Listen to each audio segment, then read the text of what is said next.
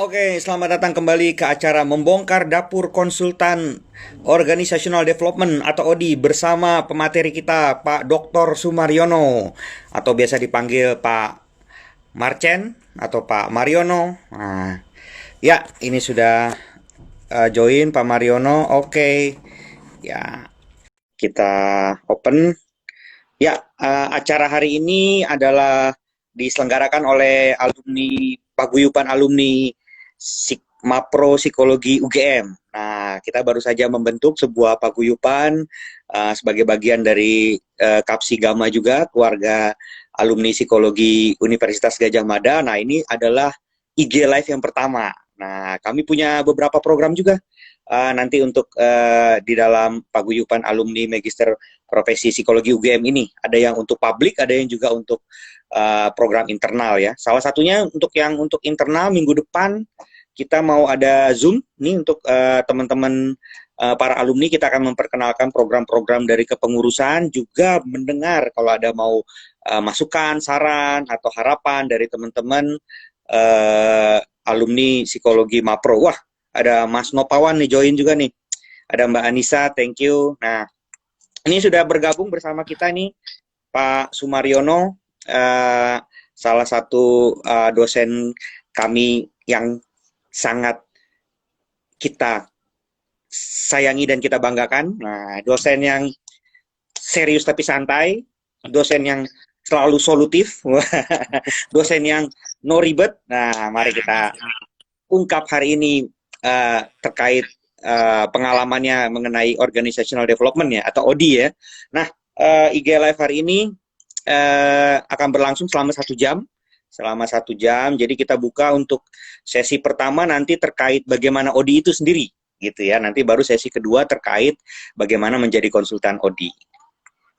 Ya, terima kasih nih Pak Mariono udah bergabung bersama kami dari Paguyuban Alumni Magister Profesi UGM. Mungkin perkenalan diri dari saya dulu juga. Saya Medianta Tarigan, sementara ini di Dapuk sebagai Ketua Alumni Paguyuban Alumni Psikologi UGM. Nah, hari ini kita IG Live yang pertama nih, makanya IG Live yang pertama kita mengundang Pak Sumaryono sebagai pembina Paguyuban Alumni, juga pencetus juga sebenarnya. Nah, dan juga di sini karena konteksnya adalah membongkar dapur konsultan organizational development, beliau juga sangat menguasai hal tersebut gitu.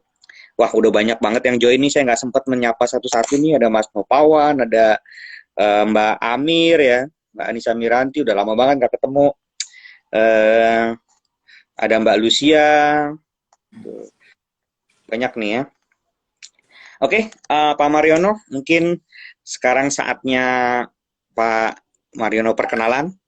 Mangga sebagai narasumber hari ini, sebagai tadi seperti sudah saya sampaikan sebagai pencetus Paguyuban Alumni, juga sebagai pembinanya dan saat ini sebagai dosen di Fakultas Psikologi UGM. Nah, silakan untuk profil lainnya yang mau diungkap malam ini, saya persilakan. Silakan. Oke, baik. Assalamualaikum warahmatullahi wabarakatuh. Terima kasih kepada teman-teman Paguyuban Alumni yang dikomandani oleh Mas Anta.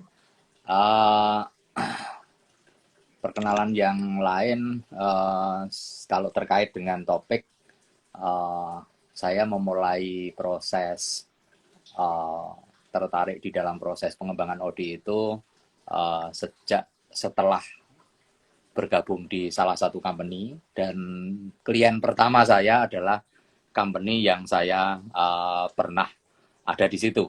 Nah, waktu itu negosiasi saya dengan manajer saya sederhana, karena di dalam konsep OD itu kan A to Z-nya itu kan mulai dari human process, human resource, kemudian teknostruktural sama strategik. Nah, saya memulai dari proses. Jadi waktu itu saya keluar dari company saya yang pertama dengan alasan sederhana kembali ke kampus, tapi sekaligus sebenarnya praktek saya yang pertama adalah menjadi partner dengan company yang pertama itu.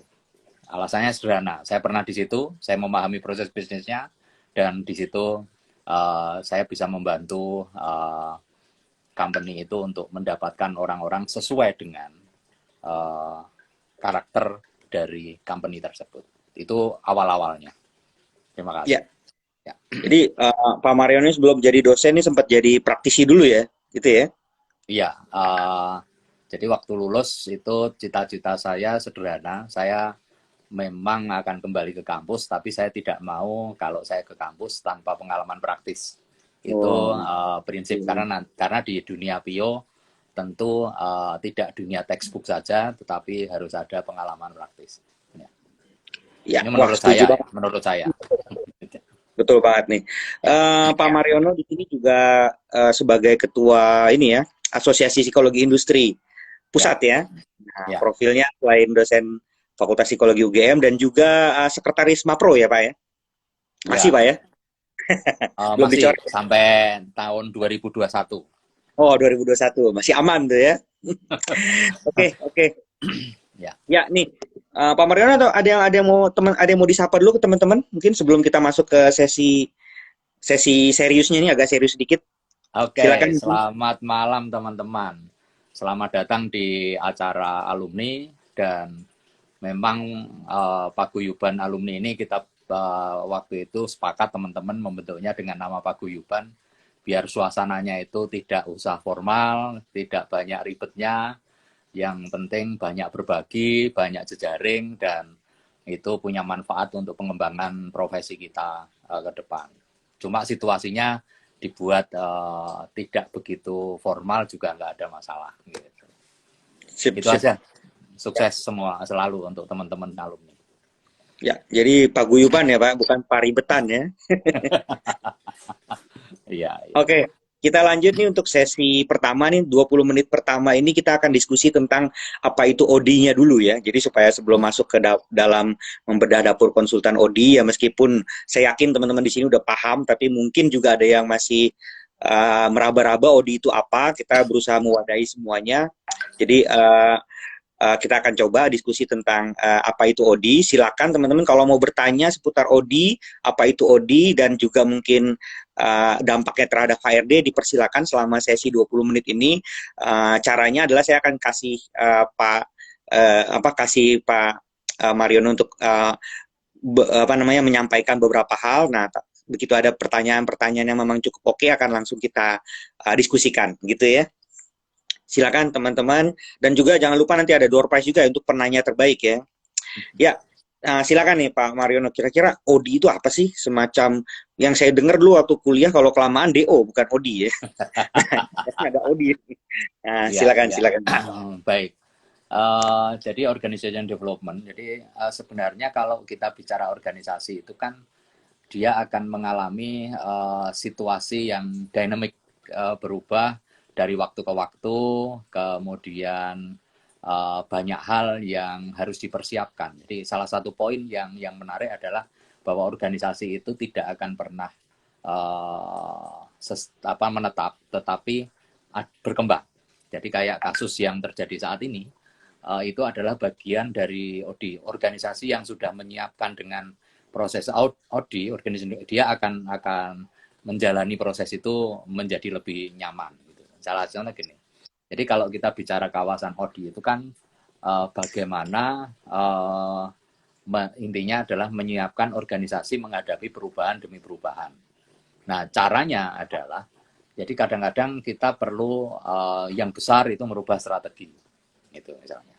Jadi kayak yang terjadi saat ini ketika ada kondisi pandemik gitu ya atau kondisi krisis lah kalau bahasa umumnya. Maka banyak perusahaan sudah mulai melakukan perubahan strategi. Nah, cuma ketika perubahan strategi ini tentu akan berdampak pada perubahan dalam konsep teknostrukturnya, struktur di organisasi. Ya. Kemudian bisa saja itu akan berpengaruh pada bagaimana pengelolaan human resource-nya dan kesiapan human prosesnya itu akan harus ditata ulang. Itu satu contoh. Pengalaman kami, jadi alhamdulillah dari tahun 93 sampai sekarang saya punya beberapa pengalaman baik secara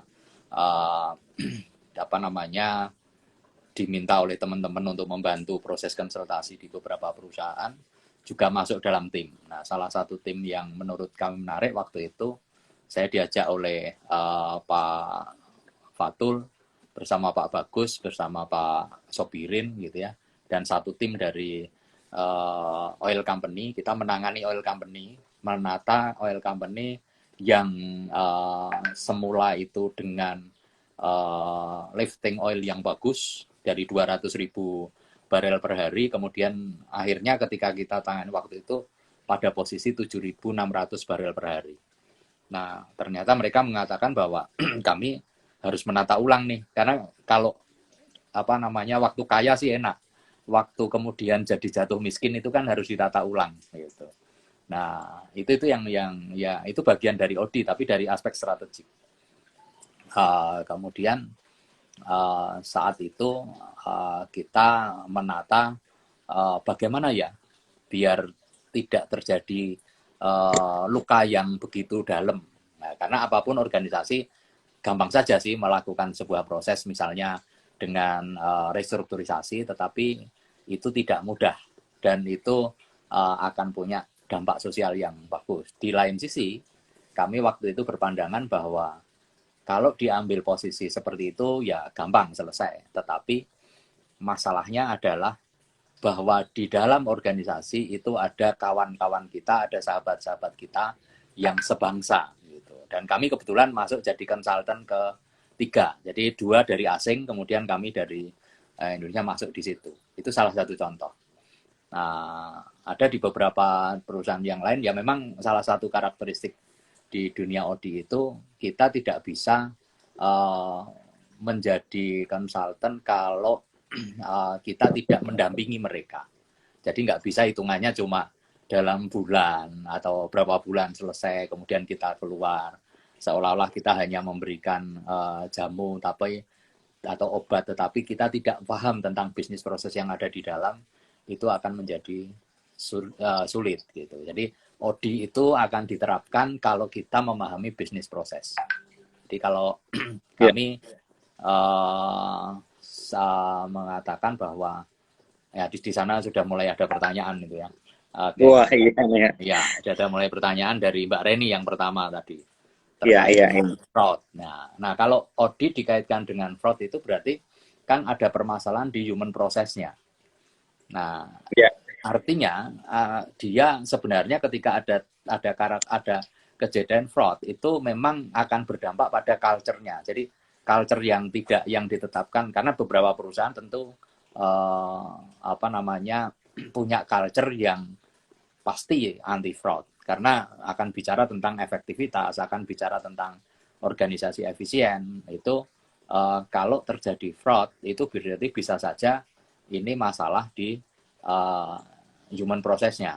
Bisa juga kita harus analisis secara dalam dulu apa sebabnya. Gitu. Ya. Bisa juga ke culture-nya mungkin Pak ya, kalau untuk terkait fraud itu.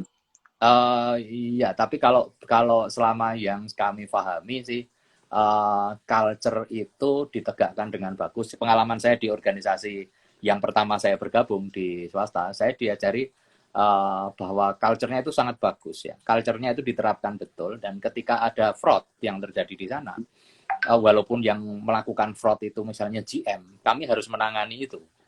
Jadi kami harus dan itu tidak ada kata yang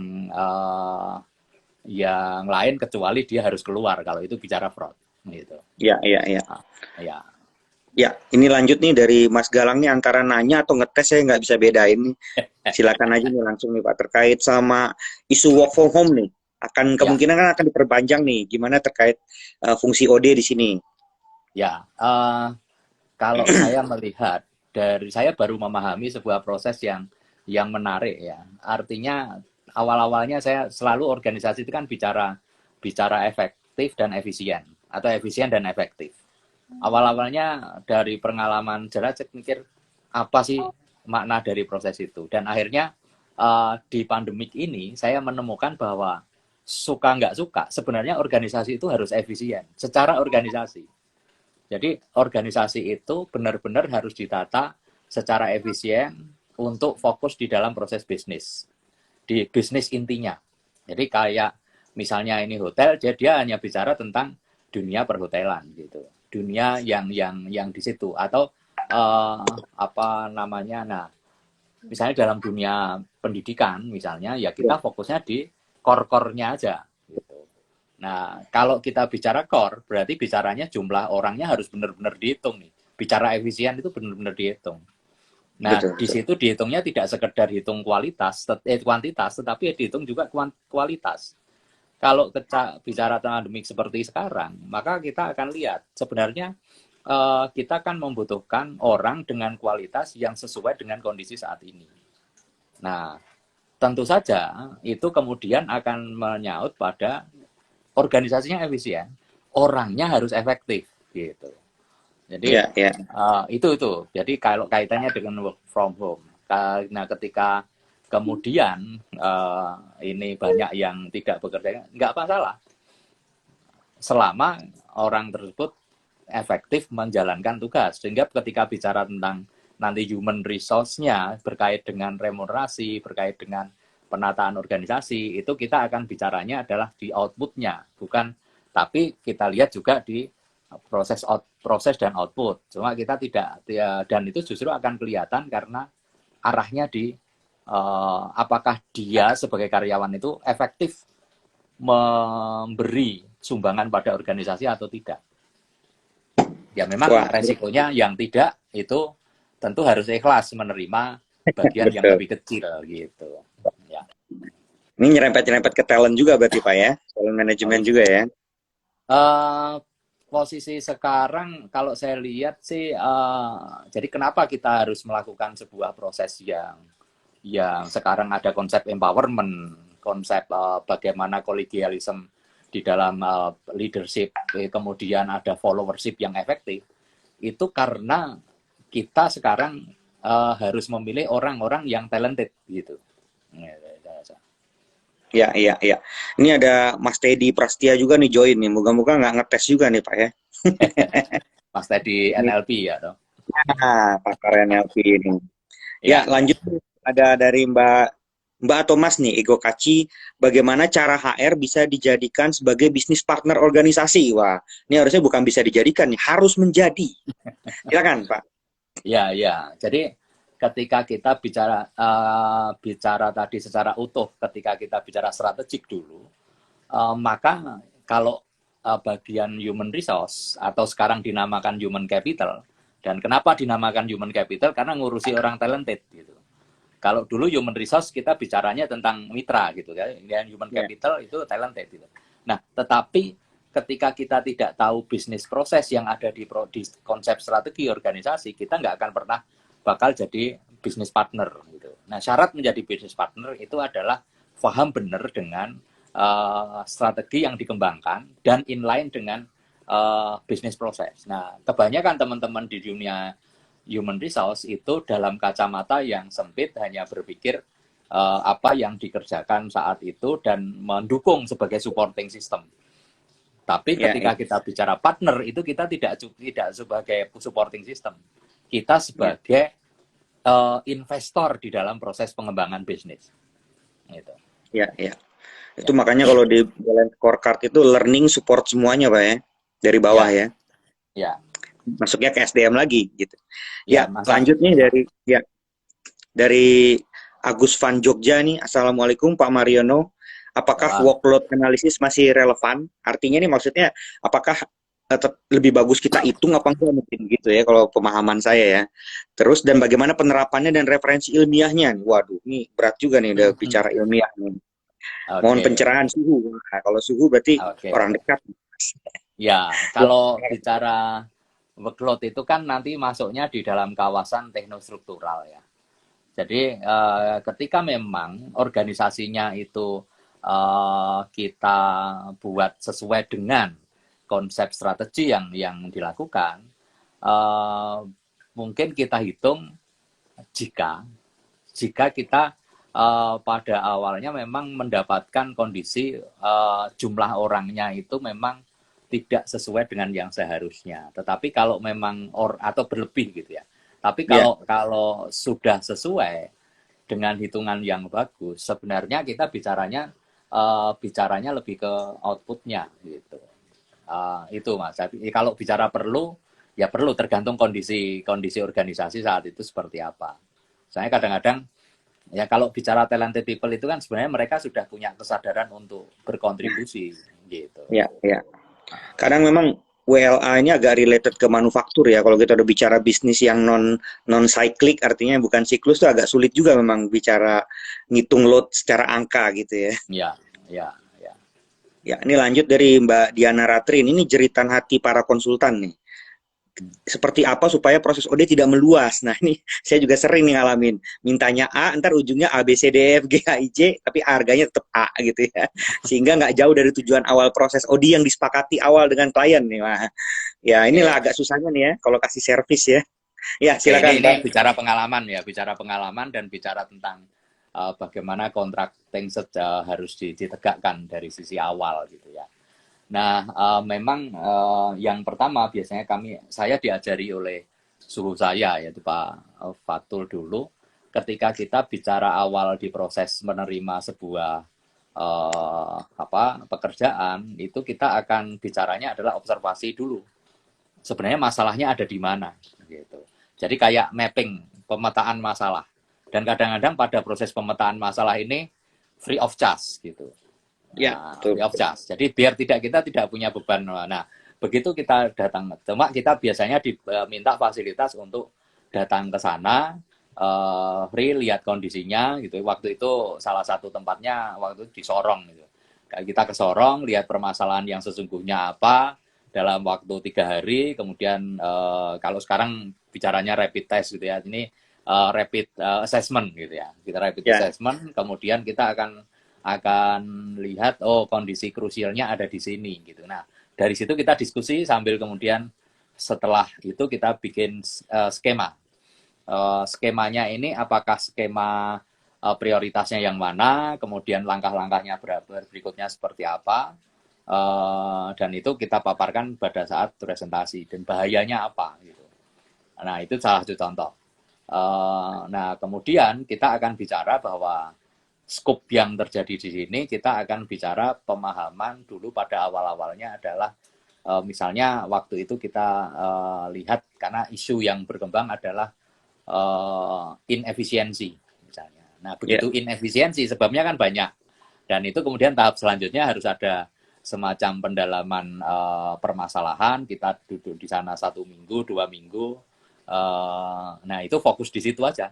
Sampai pada tahun pertama itu kita hanya menemukan masalah gitu. Dan menemukan permasalahan dan itu memang enaknya kalau pengalaman kami kalau di beberapa perusahaan swasta itu mereka ngerti, mereka sadar dan tidak dipatok oleh waktu. Tapi kalau kita bicara dengan teman-teman yang entah itu BUMN atau pemerintahan, itu kadang bicaranya itu anggaran gitu. Tapi kita punya pengalaman. Kemarin dengan salah satu badan itu juga kita katakan bahwa kita diskusi, kemudian kita katakan, nggak mungkin lah. Dengan anggaran segitu, dengan time frame segitu, kita sampai tahap yang seperti yang Bapak mau itu nggak mungkin. Kita hanya pada tahap ini. Gitu. Kalau ya go, kalau enggak ya nggak apa-apa. Gitu. Karena itu bicaranya adalah nanti kepuasan batin menghasilkan sesuatu. Jadi tidak sekedar lama-kelamaan teman-teman kalau bergerak di bidang konsultan itu uang itu konsekuensi. Tapi yang paling penting adalah kepuasan di dalam proses. Ya, betul Pak. Jadi harus kalau memang bisa kita raih. Kalau enggak jangan menjanjikan gitu Pak ya. Betul. Nah, ini ada yang mendoakan nih. Selamat malam Prof Mariono nih dari Pak Abdul Hafiz. Ya, amin ya. Kita semoga kita aminkan bareng-bareng nih. Ada 48 orang nih, semoga aminnya tahih semua nih. Amin. Ini kita 5 menit lagi ya untuk sesi pertama nih. Saya masih menunggu lagi, ada pertanyaan lagi kayaknya di bawah nih. Saya periksa ya. Ini dia nih dari Mas Nopa nih, konsultan OD biasanya bergerak di tataran atas strategis. Wah. Hmm. Terus bagaimana rekomendasi ke internal orang yang melakukan implementasi ya supaya nggak kesannya teori gitu ya. Konsultan diimplementasi di dalam orang mungkin akan lebih pas. Pro dan kontra. Enggak, silakan. Oke, jadi konsultan audit itu kalau kita bicara proses audit itu kan A to Z-nya tadi ya ada 4 kawasan. Jadi ketika permasalahannya isunya itu tentang kapasitas orang, ada lag, ada gap kapasitas orang, kita bicaranya adalah ke apa namanya human process gitu kan. Bagaimana memproses orang atau membuat satu sistem, bagaimana orang-orang sesuai dengan apa yang dimaui oleh organisasi gitu ya. Itu bicara itu. Kemudian kalau masalahnya memang ada ineffectivity di dalam proses sumber dayanya, maka kita masuk di kawasan sistem di human resource-nya. Dan human resource-nya itu A to Z juga, sampai mulai dari waktu masuk sampai termination gitu kan. Nah, jadi nanti saya akan cerita bagaimana kita tidak sekedar melakukan proses apa namanya ketika kita diminta untuk membantu proses rekrutmen itu kita tidak sekedar menjalankan proses rekrutmen tetapi melakukan konsultasi sistem yang efisien, yang mendapatkan orang yang bagus dan itu sesuai dengan situasi yang berkembang gitu ya. Nah, kemudian ketika jadi tidak hanya di tataran di atasnya strategi enggak gitu, tetapi sebenarnya di semua lini kita bisa lakukan. Ya. Ya. Oke. Pertanyaan terakhir ya dari sesi yang pertama ini dari Ire Hayu nih. Di era VUCA saat ini menurut Mas Mariono kompetensi apa yang perlu diperkuat untuk leader-leader di company termasuk human capital leader sebagai partner organisasi. Berarti kompetensi nih yang dibutuhkan apa nih? Ya, silakan. Oke. Jadi sebenarnya kan kita harus punya 3 ya. Kalau 3C kalau saya bilang. Yang satu dia harus punya chemistry. Chemistry dengan proses bisnis dia. Jadi harus nyambung. Jadi kemudian kalau bicara kompetensinya yang paling utama adalah kompetensi yang berpikir tentang strategic thinking gitu. Strategic thinking. Kalau ini kawasan kalau mau kita leading di era sekarang. Karena kecepatan untuk membaca proses strategi itu yang luar biasa gitu sekarang. Jadi kita tidak bisa melakukan yang disebut business as usual. Harus segera berubah di dalam sebuah proses. Kemudian yang ketiga itu kan karakter. Jadi kalau bicara tadi kompetensi, salah satu yang penting adalah strategic thinking. Itu yang menurut saya ya. Kalau yang lain kompetensi yang lain saya rasakan ya kalau orang HR itu dia harus benar-benar memahami bagaimana cara membentuk orang-orang yang ada di organisasi itu efektif gitu menjalankan fungsinya. Jadi ini PR gitu. Jadi kita tidak bisa hanya sekedar menjalankan 5 lini yang ada di HRD atau di HR, tetapi kita harus mampu membuat mereka aware dan ikhlas ketika ada situasi-situasi yang berubah. Saya rasa itu. Ya, ya. Saya jadi ingat nih, satu-satunya yang tidak berubah itu adalah perubahan gitu ya. Jadi perubahan itu pasti terjadi. Oke, kita close dulu untuk sesi pertama ini terkait ODI ya. Tapi tetap boleh kalau mau ada pertanyaan lagi terkait ODI, apa itu ODI-nya atau fungsi ODI-nya. Nah, tapi kita dengarkan dulu nih untuk di sesi kedua nih cerita bagaimana best practice ya pengalaman dari Pak Mariono dalam menangani klien-klien, terutama yang ditunggu-tunggu ini Pak. Tipsnya biar closing gitu ya katanya. Tips biar closing gimana? Nah, gitu ya. Ya, silakan, mangga Pak. Ya, saya tadi sempat cerita, closing pertama saya adalah menangani klien yang itu dulu mantan pekerjaan, mantan perusahaan saya ada di situ. Saya izin untuk keluar waktu itu karena saya pikir sudah cukup gitu. Saya belajar di situ. Waktu itu guru saya namanya Pak Hilal Nangce almarhum gitu ya. Dia sempat nih, kenapa kamu keluar gitu ya? Karena saya merasa bahwa saatnya saya harus keluar gitu. Nah, kamu terus makan apa? Ya saya akan menjadi salah satunya adalah berpihak konsultan. Nah, siapa yang kamu akan ajak partner? Ya perusahaan ini. Loh, kenapa kamu perusahaan ini? Ya karena saya mikir daripada Bapak milih organisasi lain yang tidak tahu karakteristik organisasi ini, dan saya tahu karakteristik orang yang ada di sini, maka Bapak akan lebih tepat kalau memilih saya sebagai partner gitu. Itu artinya bahwa saya ingin mengatakan bahwa selama kita paham terhadap karakter sebuah proses bisnis yang ada, maka kita bisa menjadikan andalan itu untuk melakukan negosiasi kepada organisasi itu. Dan mereka mengatakan, oke, saya coba gitu ya. Itu satu. Uh, itu klien pertama. Ya. Kemudian ketika bicara dengan klien berikutnya, sebenarnya salah satu kuncinya adalah network. Ya. Otomatis saya waktu di Jakarta kan punya network luas tuh. Nah kalau kompetensi, alhamdulillah waktu itu dibangun dalam konsep human resource-nya itu saya dibangun di perusahaan, kalau boleh saya sebut di United Tractors, itu saya dapat kesempatan yang barangkali juga tidak semua orang dapat.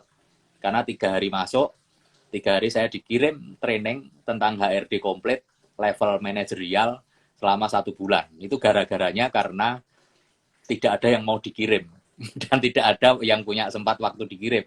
Jadi rupanya Allah Subhanahu wa taala mengizinkan saya berada di dalam situasi itu. Jadi itu pembelajaran yang luar biasa, dan saya jadi kenal semua manajer di area Astra Group waktu itu. Dan ini adalah network gitu. Nah, ketika saya sebut bahwa saya punya pengalaman makanya network itu harus dijaga, jejaring itu harus dijaga, dan jangan dilukai gitu. Jadi itu salah satu kekuatan ya. Dan ketika kita misalnya di hire oleh seseorang itu, patokan indikator yang saya pakai sederhana kok. Kalau saya digunakan di organisasi itu lebih dari 1 kali, 2 kali, berarti dia percaya pada organisasi. Jadi dia percaya pada kami gitu ya. Nah itu. Jadi bahkan ada sebuah perusahaan di Jogja itu yang menggunakan kita itu sampai 5 project dengan proses yang dia artinya dia puas gitu ya. Nah, sebenarnya kunci kepuasan juga kita harus bangun chemistry tadi. Jadi chemistry kita dengan owner lebih pada proses yang disebut solution. Jadi kehadiran kita itu benar-benar menghadirkan sebuah solusi. Ya. Walaupun kadang-kadang situasinya sering saya kalau berada di dalam sebuah proses konsultasi itu kadang-kadang ya kita terbuka saja. Misalnya dia bicara tentang dia ingin membangun budaya efisien atau hemat, tapi saya lihat direktur utamanya itu tidak hemat gitu. Jadi ketika dia itu pada saat semua harus mengencangkan ikat pinggang, dia golpnya juga kenceng misalnya kan gitu. Dan golpnya kenceng ini juga sering kan ketahuan oleh teman-teman akuntansi. Akuntansi kan tahu catatan ketika pengeluaran itu. Saya kemudian terus terang bilang dengan bahasa network aja, Pak. Nah kalau Bapak mau menyuruh anak-anak hemat, tapi Bapak juga tidak hemat, nah gimana konsultasi artinya proses konsultasi pengembangan budaya ini bisa berjalan. Kalau Bapak nggak hentikan pola itu, nggak menghemat pola itu, ya Bapak mungkin punya gaya golf, tapi pakai uang sendirilah gitu.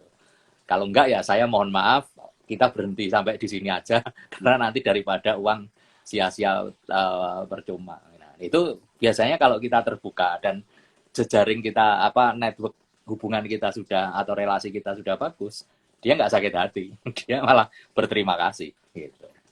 Jadi intinya adalah kita bangun chemistry dengan siapa yang akan kita dan itu tidak hanya di owner. Kami pernah melakukan proses membangun chemistry dengan seluruh organisasi itu 1 tahun, dan kita dapatnya pada tahap pertama itu 1 tahun itu hanya bicara membangun trust di antara mereka dengan kami. Nah itu 1 tahun, dan alhamdulillah tim manajemen mau bahwa outputnya cuma itu, karena dia tahu output yang berikutnya akan lebih besar. Dan waktu itu sampai 3 tahun kita berada di organisasi itu, Dan akhirnya apa yang kita temukan bersama dengan mereka itu digunakan. Jadi dari yang 7.600 barel per hari tadi, ketika pada tahun ketiga itu sudah naik jadi 10.000 barel per hari. Nah, bagi minyak itu penting gitu kan. Jadi kita tidak hanya bicara tentang pendekatan aspek pengelolaan aspek manusianya, tetapi kita juga harus mikir kalau kita bicara balance scorecard itu kan hasil ekonomisnya seperti apa. Gitu. Nah, ya. Oke. Ya, ini mumpung nyambung nih tadi terkait hubungan nih dari Agus Van Jogja. Gimana nih kalau udah hubungannya deket kan ada ewu pekewu juga. Nah, atau ntar dikira konsultannya ntar subjektif gitu misalnya. Nah, silakan nih Pak, mumpung nyambung nih ya. Oke, Mas Agus. Jadi hubungan dekat itu juga berpikirnya begini. Kita harus tahu apa yang terjadi pada dia. Nah, sepanjang kita itu tetap dalam rule untuk membuat solusi dan itu bisa dinikmati tidak hanya owner tetapi karyawan yang lain, itu saya rasa tidak ada unsur ewo pekewo. Nah, memang pada suatu saat saya pernah diajak oleh Pak As'ad almarhum, Muhammad As'ad almarhum untuk menangani sebuah UMKM yang ada di Jogja gitu ya. Nah, itu waktu itu krisis ekonomi. Nah, begitu krisis ekonomi, saya ada di dalam organisasi itu untuk mendampingi direkturnya. Terus saya bilang gini, daripada Bapak bayar saya, gitu. Udah, Bapak fokuskan pembayaran pada karyawan. Saya bilang gitu. Nah, saya nggak perlu datang setiap hari, tetapi ketika Bapak memerlukan teman ngobrol, ya kita ngobrol aja, udah. Dan proses bisnis bahwa transaksi itu tidak lagi bicara transaksi, tapi bicaranya adalah Bapak adalah kawan saya kawan Bapak, yang kita bisa rerasan bagaimana mengembangkan ini. Dan itu nggak usah merasa ewoh-pekewoh bayar atau tidak, nggak usah. Tapi nanti ketika bisnis ini sudah bergerak lagi, kita akan kembali ke hitungan ulang gitu. Jadi artinya kita juga harus merasakan apa yang terjadi di organisasi. Sehingga dia tidak mengatakan bahwa kita tidak hanya bicara tentang hukum transaksional. Gitu. Kalau dia sulit, masa kita harus mempersulit dia juga, gitu kan? Betul. Nah ini yang itu kemudian jadi lekat gitu. Jadi kalau ada apa-apa, pasti dia akan tanya gitu ya. Dan ketika dia sudah survive, dia nanya dan dia sudah nggak nanya lagi, Bapak akan saya bayar berapa? Gitu. Dia paling cuma mengatakan ini honornya gitu. Udah nggak hitungan terusan gitu. Maksudnya kalau kita paham dengan kondisi yang ada, maka akan lebih enak. Gitu. Ya. Nabung kepercayaan dulu, Pak ya. Sebenarnya tidak hanya sekedar kepercayaan, tetapi bahwa relasi kita itu jauh lebih indah daripada sekedar bicara tentang uang. Karena ketika kita punya permasalahan, beberapa kasus ya saya justru dibantu oleh dia gitu. Ya. Oke, ini dari Mbak Ratri nih tadi, gimana caranya supaya bisa cepat membaca strategi? Wah, berarti begitu lihat langsung tahu nih masalahnya apa segala macam gitu ya? Iya. Kita belajar dari, misalnya ada beberapa yang kemarin dengan BUMN gitu ya. Bukan BUMN, tapi sebuah kantor atau badan. Kami ditugaskan oleh lembaganya fakultas gitu ya. Nah, itu yang kita lihat sebenarnya kan kita tinggal membaca critical point-nya aja. Nah, ketika kepalanya mengatakan bahwa ada permasalahan ini, oke, itu sebagai masukan. Setelah itu kita susun sebuah tool sederhana untuk melihat apa yang terjadi. Nah, setelah dan itu singkat saja, kemudian kita dapatkan, kita diskusi. Jadi kita bisa pakai tool itu. Yang kedua, kita bisa melakukan observasi. Jadi kita datang, kalau di dalam proses konteks budaya organisasi kan artefak yang ada itu adalah implikasi dari apa yang terjadi. Nah, salah satu contoh ketika kita menangani sebuah rumah sakit misalnya di sebuah daerah gitu, kita cukup masuk di dalam ruangannya direksi, kita lihat kursinya, model kursinya, bagaimana kursi direktur besar, kursi tamunya itu agak rendah, kita akan kemudian membaca bahwa ini ada apa namanya jarak sosial. Jadi hierarkinya kelihatan sekali misalnya. Ketika kita masuk, jadi artefak-artefak itu kan menggambarkan sebuah hal yang terjadi di organisasi. Nah itu kita bisa pelajari di konteks apa namanya itu organisasi yang ada. Saya rasa itu Mbak Diana Ratri. Oke, ini dari kemarin ini banyak titipan pertanyaan nih Pak. Salah satu yang paling ultimate tuh ini Pak, bagaimana menghitung. Nah, ini kan artinya bisnis konsultan Odi ini agak sulit dihitungnya nih. Nah, menghitung biaya nih gimana nih? Artinya kira-kira saya bisa nggak ngurangin harga atau gimana? Nah, kalau kayak rekrutmen kan gampang tuh, tinggal dihitung aja jumlahnya. Nah, kayak gini. Nah, ini kan jasa konsultasi itu kan agak sulit ya ngitungnya. Nah, ada tips nggak? Meskipun nggak usah ngomongin angka, tapi semacam inilah ya, best practice-nya gitu ya. Oke, jadi kita akan bicaranya biasanya man hour ya. Ya. Satu man hour, kemudian kita akan hitung profesionalnya. Karena apa namanya profesional itu berkaitan dengan experience. Biasanya kalau di dalam dunia konsultan itu ya katakanlah gelar itu penting, tetapi harus juga didasarkan pada experience dia. Jadi karena beberapa klien itu tanyanya bukan di gelarnya, tanyanya biasanya lo sudah handle siapa gitu. Ya, betul betul. Nah, kadang-kadang kita akan menjalankan kalau konsultan-konsultan awal itu akan mulainya dari main di angka berapa dengan angka berapa, karena begitu itu kita misalnya nih, ada temen yang dulu pada masih awal-awal tanya gitu ya, Pak, saya punya pekerjaan kayak begini, tapi ternyata dihargai sekian, bagaimana Pak? Oke, kamu punya pengalaman nggak? Kamu pengalamannya nggak? Oke, anggap aja terima, tapi itu adalah bagian dari proses pengalaman itu. Karena unsur pentingnya itu apa? Karena perusahaan ini adalah perusahaan yang coverage-nya luar biasa, lumayan, dan kamu ada di situ. Jadi seolah-olah kamu harus bayar harga join ini, karena itu menjadi awal untuk nilai naiknya di kemudian hari, gitu. Jadi kita kalau bicara ngitung seperti itu biasanya. Kita akan bicara man hour, kemudian faktor-faktor resiko yang ada di sana seperti apa, sehingga akhirnya keluar angka, plus ada biaya marketing yang harus kita hitung. Karena kadang-kadang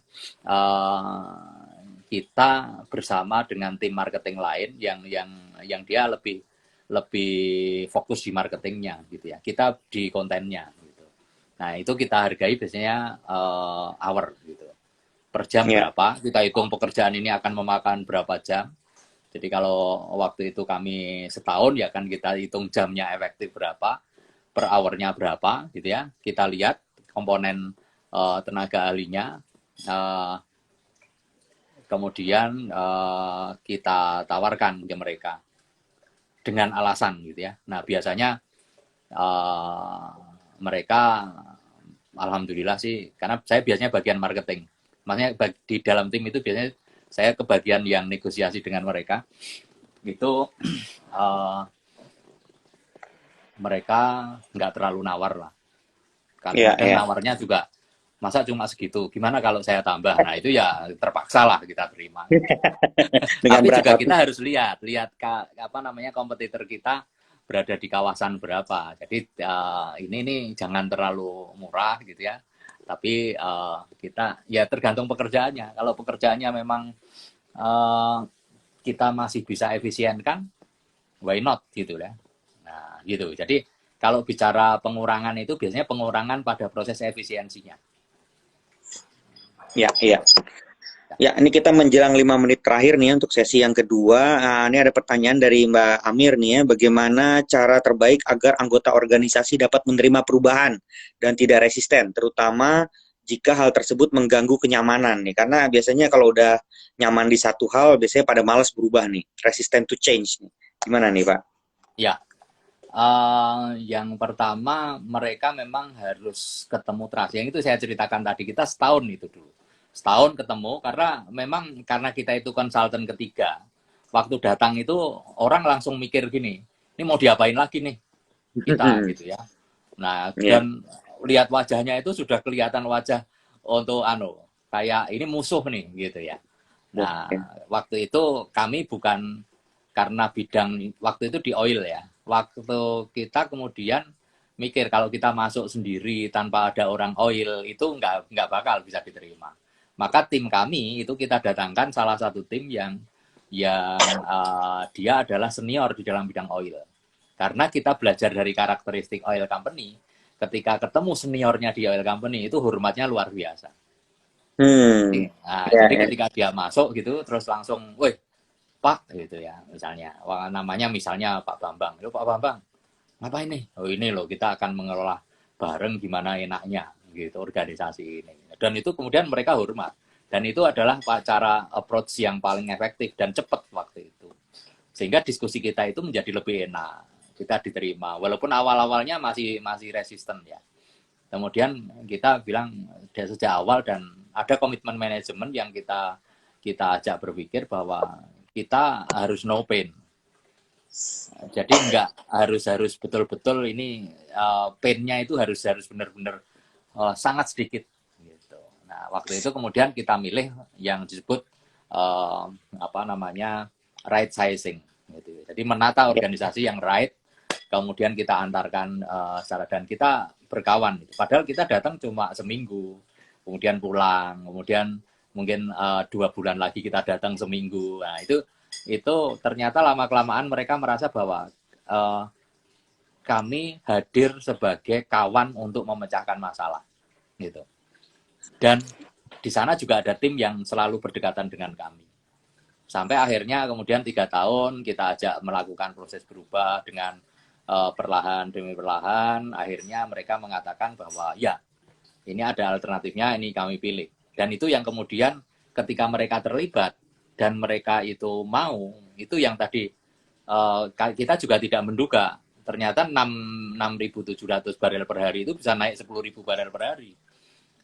Padahal sumurnya itu sumur-sumur tua gitu. Tapi ternyata mereka mau melakukan efisiensi di proses. Nah, itu yang itu salah satu cara ya. Nah, sehingga kita memang harus bangun kesepakatan dulu dengan top management. Karena kami juga punya pengalaman gagal. Jadi yang bawah sudah bagus, tim manajemennya itu sudah bagus, sudah dibentuk sebuah culture baru, tiba-tiba direksinya berganti. Direktur utamanya berganti. Direktur utama berganti, direktur utamanya itu nggak mau. Dan itu dia bilang, kan programnya sudah jalan. Nah, ini yang menarik. Kalau di dalam proses di perusahaan swasta, itu mereka selalu mengatakan bahwa kalau saya keluar uang, maka gain-nya itu harus ada, result-nya itu harus ada, return-nya itu harus ada. Nah, kadang-kadang di teman-teman di BUMN atau di berapa itu tidak mikir yang penting program sudah jalan. Nah, itu yang celaka. Dan kami merasa waktu itu luar biasa. Di ujung akhir itu direknya mengatakan rubah total. Jadi seperti maunya. Ya, kita nggak bisa sebenarnya. Kalau rubah total tanpa sebuah studi yang ini kan nggak bisa. Wong sudah disepakati oleh seluruh karyawan bahwa ketemunya adalah misalnya A gitu ya. Nah, benar. Selama 3 bulan itu ya kami selalu tetap mengikuti walaupun kontrak sudah selesai. Karena kami punya tanggung jawab untuk membaca apakah hasil yang kita lakukan itu benar gitu ya. Nah, itu direkturnya hanya bertahan 3 bulan. Karena dia membangun jejaring dengan direktur yang lain aja bermasalah gitu. Akhirnya komisaris mungkin melihat. Nah, itu yang harus dipahami. Jadi tidak selamanya semuanya berhasil gitu ya. Tapi kalau kondisi itu kita merasa gagal lah gitu. Tapi kayak yang terakhir kami bisa nempel 2 tahun untuk mengikuti perkembangan dan minggu depan masih diajak untuk bicara ini walaupun sudah tidak ada kontrak bis gitu ya. Karena bagi kami persahabatan itu jauh lebih penting. Bagi saya itu persahabatan jauh lebih penting. Rezeki itu akan datang kalau persahabatan kita kuat. Itu aja. Amin, amin, amin. Ini tadi ada pertanyaan setahun membangun apa dari Triangular Space. Saya rasa udah dijawab ya sama Pak Mariono ya. Setahun pertama itu bangun apa. Nah, ada dari Ocha Putri selanjutnya. Sekarang sedang berperang talenta nih. Talent war nih ya. Ada posisi yang sudah nggak relevan seperti administrasi dan lahir job baru. Nah, menurut Bapak kompetensi apa yang relevan di zaman dengan zaman sekarang nih. Nah, ini secara umum ya, berarti sebagai SDM ya. Kalau tadi sempat ditanyain sebagai HRD, ini sebagai SDM ya, secara umum. Ya, silakan. Oke, jadi sebenarnya kalau talent war saya nggak setuju sih. Karena kalau perusahaan juara itu kan melihat talent itu sebagai investor. Nah, ketika kita melihat berbagai hal di masing-masing kekuatan, misalnya ini organisasi yang sudah ada, kemudian kita petakan lagi, ternyata ada beberapa orang yang inline dengan kebutuhan organisasi dan orang yang tidak inline gitu ya. Nah, kita Ya. harus lihat kembali yang tidak inline ini punya keunggulan apa. Kalau dia mau berubah menjadi proses yang kita butuhkan, ya kita harus ajari. Karena prinsipnya kan mereka talent dan selama ini sudah membangun organisasi yang ada di kita. Jadi tidak serta-merta kemudian kita coba sisihkan. Gitu. Nah, kita ajak memang ketika kita berada di dalam posisi atau orang-orang yang sudah tidak inline itu kita masukkan dengan posisi yang barangkali mereka juga awal-awalnya tidak nyaman, mereka harus belajar. Jadi kita harus berikan semangat mereka untuk proses belajar. Dan ini pernah kami lakukan ketika kami harus menata UGM sebagai kampus. Dan itu kita tata ketika teman-teman teknik tidak ada yang mau misalnya nggak mau bergerak, ya kita sadar bahwa ya siap tertinggal. Kalau kamu mau bergerak, kita harus mengubah gitu. Tertinggal itu tetap sebagai pegawai sih, tapi kalau lu jadi pegawai nggak ngelakuin apa-apa kan juga nggak nyaman juga gitu. Secara manusia kan nggak nyaman, makanya ayo berubah. Cuma memang cara mengajaknya ini yang perlu strategi khusus. Gitu Mbak Ocha. Mbak Ocha Putri ya. Ya, ini waktu sesi 2 juga udah habis nih Pak. Kita lanjut ke 5 menit terakhir nih untuk closing statement-nya nih. Jadi kira-kiranya apa nih sebagai konsultan, apa yang harus dilakukan atau ada tips-tips lain yang memang belum disampaikan sebelumnya. Silakan Pak. Oke. Kalau kita melakukan sebagai OD consultant, yang harus kita pahami, dan ini beberapa teman di dunia khususnya di psikologi itu kemauan untuk berdampingan dengan ilmu-ilmu lain untuk membaca proses bisnis itu menjadi sesuatu yang harus. Maka kalau Anda sekarang berada di human resource misalnya, itu jangan segan-segan untuk minta misalnya kalau misalnya kita masih di dalam nih, kita minta untuk boleh nggak kita pindah di akuntan, boleh nggak kita pindah di ini untuk memahami proses gitu. Saya pernah ngomong dengan salah satu VP dan di sebuah perusahaan multinasional, kalau kamu bertahan di dalam dunia HR, paling banter kamu akan jadi direktur HR. Dan kamu tidak akan bicara strategimu sebagai partner nomor 2. Nah, kalau ingin memahami organisasi secara utuh, kamu harus keluar dari situasi itu. Coba core di dalam bisnis ini apa, kamu pelajari di situ. Nah, itu sebenarnya modal awal bagi teman-teman kalau mau masuk di dalam dunia consultant. Karena dunia consultant itu dunia yang basicnya sebenarnya experience itu menjadi sebuah kekayaan untuk memahami. Ini bukan berarti harus lama, enggak. Tapi belajar tentang proses yang ada di bisnis itu harus. Kalau mau cepat, ya banyak berkawan, banyak diskusi dengan ilmu-ilmu lain, gitu. Jadi kayak misalnya saya waktu itu ketemu dengan yang dari ekonomi, saya jadi tahu tentang yang namanya arsitek organisasi itu seperti apa dari perspektif teman-teman di ekonomi. Bukan perspektif sebagai orang tua. Itu yang belum tersampaikan barangkali. Selain tadi ya, jaga network, jaga silaturahim, dan jangan lukai proses itu. Karena itu kekayaan kolaboratif yang luar biasa. Oke. Ya. Jadi kita harus paham konten dan konteks ya. Jadi bisnis beda-beda gitu Pak ya. Betul. Ya. Tadi ini ada pertanyaan di awal nih karena masuknya di kolom pertanyaan nih, ada nggak batasan antara perbedaan fungsi OD dengan Strategic Management Office? Ini dari Andi Purnama nih, 90 ya. Nah, saya tidak tahu yang dimaksud Strategic Management Office ya. Tetapi ketika kita bicara di OD itu, kalau bicara strategik itu kan ada dua fungsi. Yang pertama adalah apakah kita akan mampu bertahan dalam situasi yang penuh persaingan. Gitu. Nah, cara mengelolanya adalah apakah kita memang mau tetap dalam organisasi seperti ini atau kita mau melakukan proses misalnya salah satu contohnya adalah merger atau kita rombak total dengan konsep yang disebut integrative change strategy.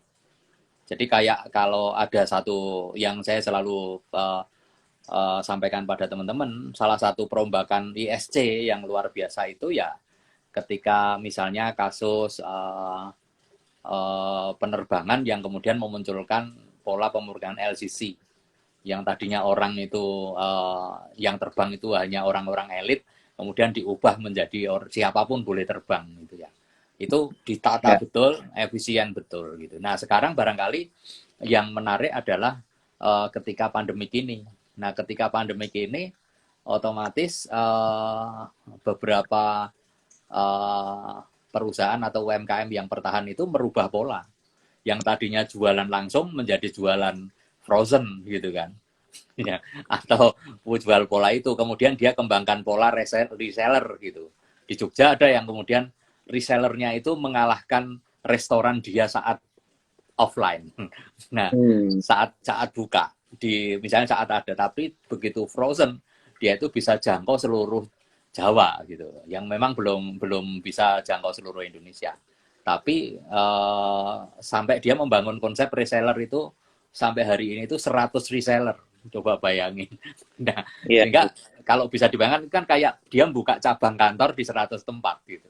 Tanpa harus membayar gitu. Artinya ya membayar sih dari persentase itu, tetapi dia tanpa harus melakukan investasi beberapa yang harusnya. Nah, itu memang sebuah pola yang barangkali. Kemudian yang kedua adalah ketika misalnya berubah secara strategik, maka culture-nya kan harus berubah. Ketika sekarang kondisi saat ini itu siapa, kalau Anda jadi leader, Anda jadi ini ya harus turun gitu. Nggak bisa, ini masa sulit kok. Nggak bisa kemudian hanya nyuruh-nyuruh. Nah gitu, kita harus bersama. Mari kita hadapi situasi yang tidak nyaman itu bersama. Dan itu siapa yang harus memimpin? Ya pemimpin itu harus benar-benar, kalau dalam bahasanya teman saya mengatakan empathic leadership. Tapi kalau bahasanya, ya ini adalah saat ketika kita, ya samalah kalau di dalam konteks ini, ketika kita membangun organisasi kan semua orang turun. Ketika masih masa sulit kan semua orang turun, dan kita itu sebagai leader harus turun duluan. Lebih jauh. Ya, betul. Oke, terima kasih Pak Mariono atas semua ilmu, saran dan masukannya, sharingnya juga. Ini udah 1 menit terakhir. Saya juga terima kasih atas kesempatannya untuk berinteraksi. Ya, dan terima kasih untuk alumni Mapro, Psikologi Mapro. Ya, betul. Nantikan lagi untuk IG Live kita mungkin di setiap, rencananya setiap minggu ketiga ya, hari Jumat minggu ketiga. Nah, dengan berbagai macam judul. Mungkin kalau sekarang PIO, mungkin selanjutnya ada klinis, pendidikan, dan lain-lain. Teman-teman, nah terima kasih. Mohon maaf kalau ada kekurangan, ini 1 menit terakhir. Tadi pemenang door prize Mbak Putri, silakan, Mbak Ocha Putri ya. Silakan untuk mengontak ke DM. Sekali lagi, terima kasih ke Pak Mariono dan seluruh rekan-rekan. Assalamualaikum warahmatullahi wabarakatuh. Selamat malam. Link akan saya close ya. Terima kasih. Terima kasih.